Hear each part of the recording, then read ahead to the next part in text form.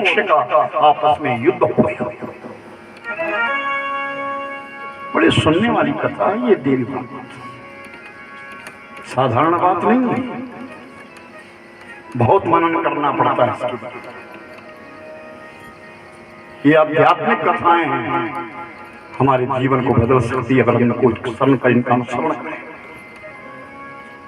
विषम पितामह ने कहा मैंने अपने पिता के लिए संकल्प दिया है, और जिस समय ये संकल्प लिया गया उसी में समय राजा शांतनु ने कहा पुत्र तुमने मेरे लिए अपने जीवन का बलिदान दिया तो मैं तुम्हारे लिए को वरदान देता हूं, इच्छा मृत्यु होगी तुम्हारी।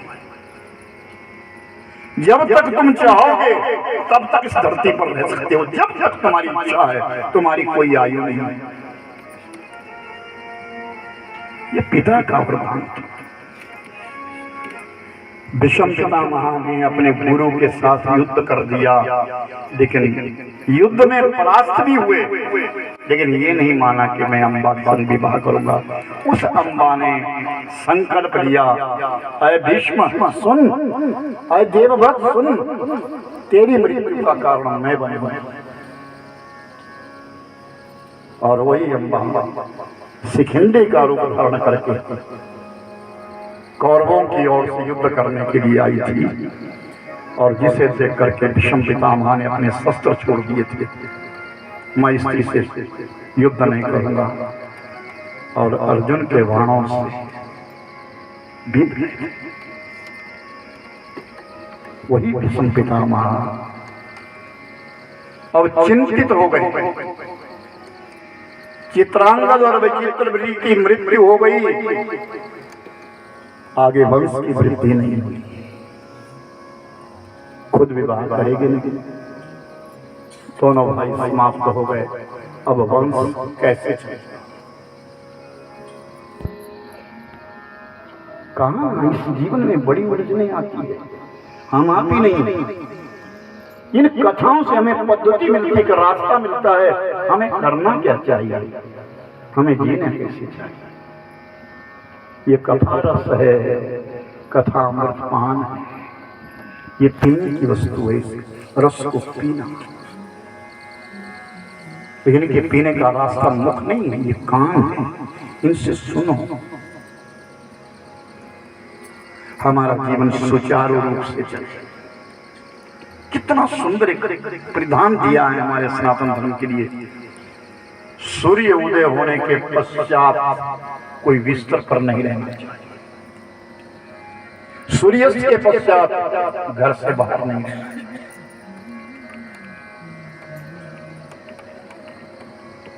सूर्योदय हो गया तो कोई बिस्तर पर ना रहे, तारों के रहते रहते जो स्नान कर लेता है वो साधु है, वो अच्छा आश्रम है। तारे डूब जाएं, सूर्य ना निकले, उस समय स्नान कर लेता है वो गृहस्थी है। और सूर्य निकलने के पश्चात जो स्नान करता है वो मानव नहीं, वो दानव है, राक्षसी स्नान कहा जाता है। क्योंकि स्नान एक शरीर को धोना नहीं है, एक यौगिक क्रिया है,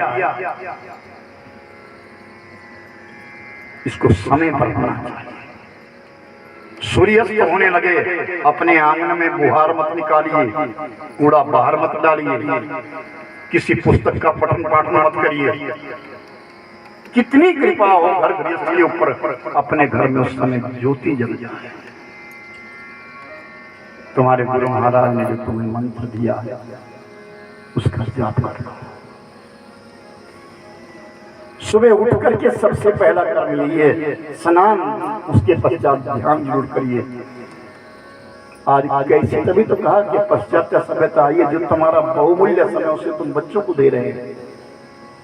जो पूजा पाठ करने का समय था उस समय तो तुम अपने बच्चों को नहला रहे हैं, उनके लिए कपड़े प्रेस कर रहे हैं, कपड़े पहना रहे हैं, उनके लिए जूते मौजे पहना रहे हैं, और स्कूल को छोड़ने जा रहे हैं। घंटी बजाने वाला समय हमें अच्छी याद है। हमारे पिता सुबह उठ करके ना सबसे पहले उठ करके शौच जाना और साथ में ठाकुर जी के बर्तन ले जाने, सारे बर्तन धो के ले आने, अपने आप नहाने लगना और नहाते नहाते भगवत गीता का पूरा पाठ कर देते। उसके पश्चात ठाकुर जी की पूजा और फिर अपने काम पे जाना है। और आज हम भी वही करते हैं, हमारा भी नियम वही, हमको एक बीज दे दिया गया, हमारे लिए अंकुर डाल दिया हमारे माँ बाप ने। सबसे पहले भगवान का पूजन, सबसे पहले ठाकुर जी की पूजा, जो मर्जी हो। मेरे आश्रम का कुंडा लगा है, 7:15 से पहले मैं किसी का फोन नहीं सुनूंगा, जो मर्जी हो जाए। रात को 8 बजे बाहर बोर्ड लगा दिया गया, 7 बजे के पश्चात कोई अंदर ना आए। एक बार यही लोग आए, मगर नहीं, आश्रम है, इसके नियम है कुछ, हमारी गृहस्थी का भी कोई नियम होना चाहिए। जिस गृहस्थी में नियम नहीं हो, गृहस्थ नहीं हो, बर्बाद है। अच्छी तुम्हारा जीवन अच्छा हो, तुम्हारे बच्चों का भविष्य तुम्हारे हाथ में है। मेरी माताओं बहनों, जिन बेटियों को तुम आज पेंटे पहना रही है, सोच रहा तुम कहां जाओगे। हमारी संस्कृति क्या है, कथाएं कौन सी कन्या का पूजन करना चाहिए। दुर्गा किसे माने? प्रथमम शैलपुत्रीं च द्वितीयं ब्रह्मचारी तृतीयं चंद्रघंटेति कुष्मांडे चतुर्थकं पंचमं स्कंदमातेति षष्ठं कात्यायनी च सप्तमं कालरात्रि च मां गौरी चाष्टमं नवमं सिद्धिदात्री च नवदुर्गा प्रकीर्तिता। नवरात्रों में पूजा करते हैं दुर्गा की, कौन सी कन्या होनी चाहिए, ये कथा है। क्या हमने वो कन्या रखी है? क्या उस कन्या के लक्षण जो बताए गए शास्त्र में? जाइए आप आज भी देखिए भगवती की मूर्ति को, मूर्ति का एक भी अंग आपको नंगा नहीं मिलेगा। याद रखना, गरीबी भी पुरुष को नंगा करती है और अमीरी स्त्री को नंगा करती है। देखो आज अपने मोबाइल पर खोल करके देखो, टेलीविजनों में देखो, भारतीय नारी है ना, नंगन घूम रही है और पुरुष बेचारे वस्त्र पहन रहे हैं। पुरुष को जो नंगा करती है केवल गरीबी करती है। और आज के इस आधुनिक युग में जो घर अमीर है उसकी बहु बेटियां आज आधे वस्त्र पहन करके घूम रही हैं। कहां चली जाएगी हमारी संस्कृति? कौन सुनेगा इन कथाओं को? नालागढ़ में कथा हो रही थी, एक लड़की ने जींस पहनी और 4 बार इधर से उधर से चली गई। खड़ा खड़ा बड़ा वाला, तेरे कोई माँ बाप नहीं? हाँ मेरी मम्मी बैठी, बुला उसको, खड़ी कर। ये तुमने क्या सिखाया अपनी बेटी को? पुराण के आगे घूम रहे हो तुम लोग। स्थानम प्रधानम चैवा, कोई स्थान की प्रधानता है। तुम जो मर्जी पहनो, बाहर जो मर्जी करो, मुझे कोई मत लेना देना नहीं।